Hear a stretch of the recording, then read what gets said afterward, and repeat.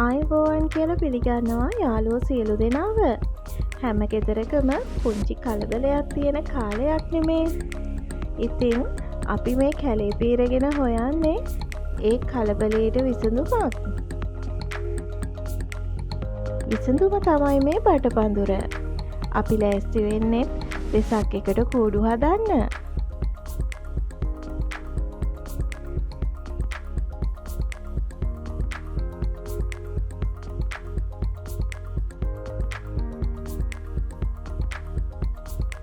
බට ටික කපන අතරතුර බටපඳුර අස්සේ මතුවුණු අමුත්ත තමයි මේ.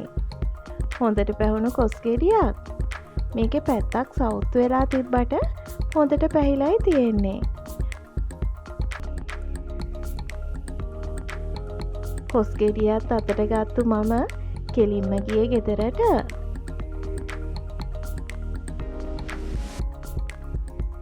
කූඩු හැදිල්ල පැත්තකට තියලා ලෑස්ති වුණා කොස් කපන්න.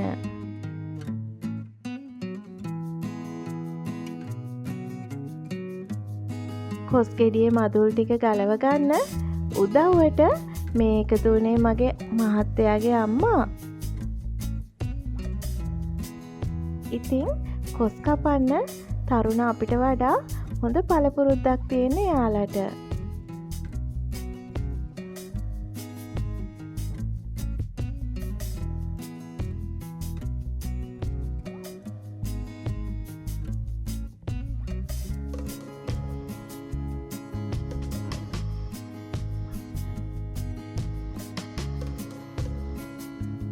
ගලවගත්ත කොස් ටික කෑලිවලට කපලා දැම්මෙන්න තියලා තෙල් එකක් ලිපේ තියලා බැදගත්තා මම පපඩනුයි වියලි මිරිසුයි.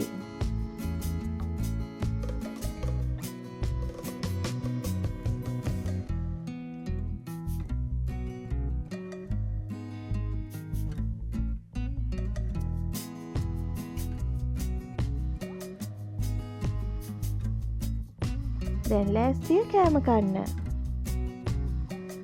පිඟානෙන් භාගයක් බෙදාගත්ත බත්.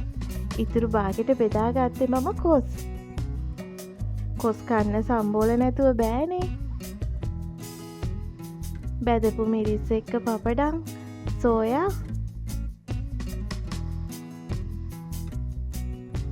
ජාතික ආහාරය වගේ පරිප්පු එක්ක රසම රස අඹ මාළුවකුත් තිබුණා.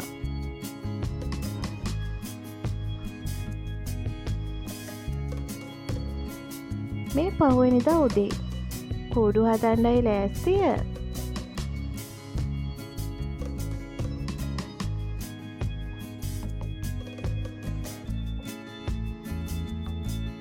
මේ පාර අටපට්ටම හදන්නේ මම. බලන් ඉන්නකෝ මං අටපට්ටම හදලා ඉවර වෙනකම්.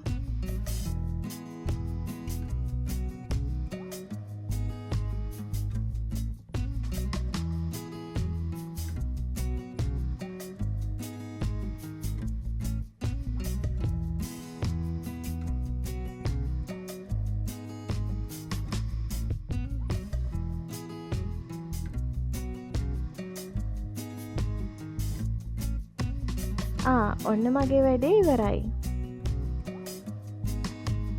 මේ මගේ මහත්තයා හදපු කූඩුව. එයාගේ ලෑස්තිය නෙළුම් මලක් හදන්න.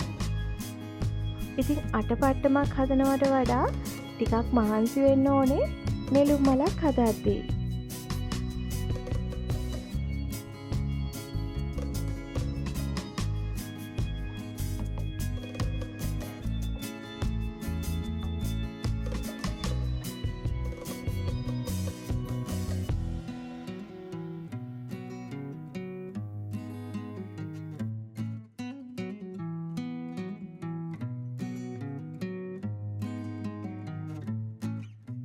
මේ තමයි නෙළුම් මලේ සැකිල්ල.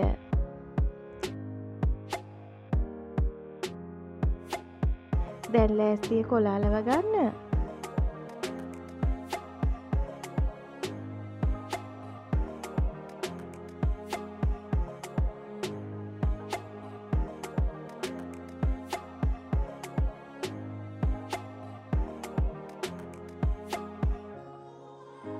ඔන්න අපේ වෙසක් කූඩුව ලෑස්ති. වෙසක් කූඩුවේ වැඩ ඉවර වෙනවත් එක්කම ඔන්න ඇහෙනවා රතිඤ්ඤ ගාන සද්දයක්. ගෙවල් ළඟම දන්සලක්. යන්කෝ බලන්න මොනවද තියෙන්නේ කියලා. මේ දන්සල තියෙන්නේ ඉගෙන ගන්න ළමයින්ට. ඉගෙන ගන්න ළමයින්ට පොත් තමයි මේ දන්සලේ තිබුණේ. පොත් අරන් අවසානෙට දෙනවා මක දිගට කකා යන්න අයිස්ක්‍රීම් එකකුත්.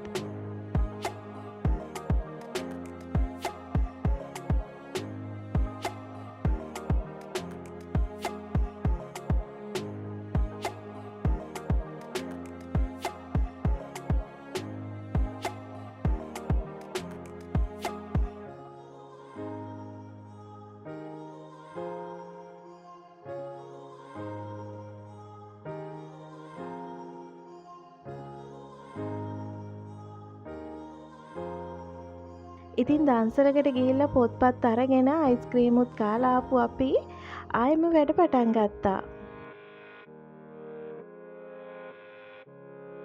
ගේ වටේට බල්බ් වැල් කීපයක් එල්ලලා හදාගත්ත වෙසක් කූඩුවත් එල්ලලා ආයෙම ඉඳගත්තා මහත්තයා හදපු නෙළුම් මල අලවන්න.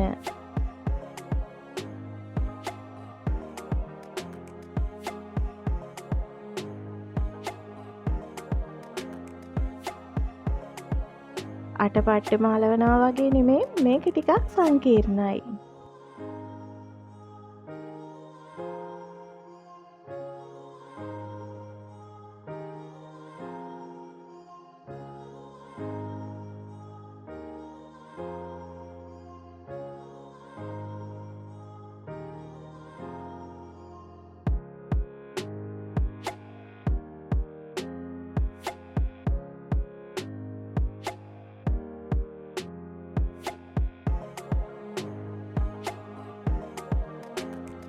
කොහොම හරි මං නෙළුම් මලත් අලවලා ඉවර කරගත්තා.